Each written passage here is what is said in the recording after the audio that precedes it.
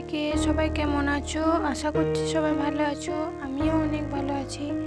সকাল সকাল উঠে পড়েছি, আর এখন যেহেতু ঠান্ডা পড়েই গেছে, তো তার জন্য আমি একটু আমাদের সামনের মাঠে একটু গেলাম, একটু রোদটাকে উপভোগ করার জন্য।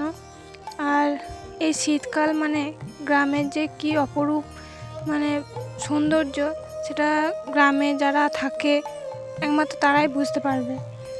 আর মাঠে গিয়ে দেখি একদল পাখি যাচ্ছে তাদের কাজের উদ্দেশ্যে।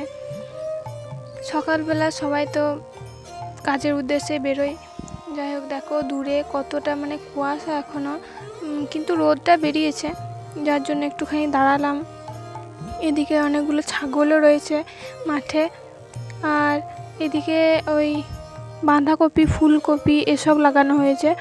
আর আমি একটা পেয়ারা পেরেছি আমাদেরই গাছে, আমার মা লাগিয়েছে। তো সেই গাছে পেয়ারাটা দেখে মনে হলো যে একটু মানে খাওয়ার মতো হয়েছে, কিন্তু না, খাওয়ার সময় বুঝতে পারলাম এত শক্ত ছিল। যাই হোক, কোনো মতে ফোকাস আসছে না, এতবার চেষ্টা করছি তাও ফোকাস কোনো মতেই করতে পারছি না। আর এত শক্ত ছিল, বাড়ি এসে খাওয়ার পর বুঝতে পারলাম খেতে পারি নাই, ফেলে দিয়েছি। তো শেষমেশ যাক, ফোকাসটা দিয়েছে। যাই হোক, এতক্ষণ তো বোঝাই যাচ্ছিল না। তো নিয়ে বাড়ি যাই। এখন মুখ টুক ধোবো, তারপর আরও কটা ধরেছিল, তো ওইগুলো হচ্ছে এখন খাওয়ার মতো হয়নি, তাই একটু দেখালাম।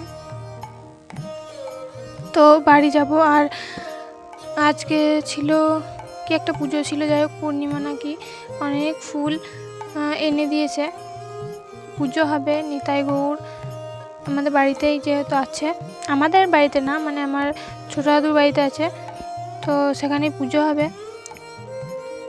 গ্রামে যারা বাস করে তারাই একমাত্র গ্রামের সৌন্দর্য বুঝতে পারবে। গ্রামে শুধু শীতকাল বলে না, মানে প্রত্যেকটি কালই খুবই ভালো লাগে, এতটাই সৌন্দর্য, এক এক সময় এক এক রকম সৌন্দর্য। তো শীতকালে সব থেকে একটু বেশি ভালো লাগে। আর এইগুলো হচ্ছে রোদে দেওয়া হয়েছিল আমাদের বাড়িতেই, আমার বাবা পড়ে যেহেতু বই, তো সেগুলোকেই রোদে দেওয়া হয়েছিল। আমি একটুখানি ভিডিও করে নিয়েছি। প্রচুর মোটা মোটা বই, এগুলো মানে পড়ে একদম শেষ করা অসম্ভব ব্যাপার, এরকম ব্যাপার।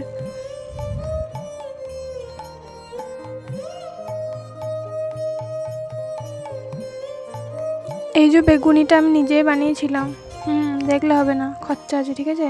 সবাই বলে কিছু পারি না, দেখো পারি কি না পারি। তো যাই হোক, তারপরে একটুখানি চাও খেয়ে নিলাম। চা আমি ওই একবার বা ওই ঠান্ডার সময় সকালে আর সন্ধ্যেতে খাই, কিন্তু ওই যেহেতু দিল তাই খেয়ে নিলাম একটুখানি, পেলে আর কে ছাড়ে বলো।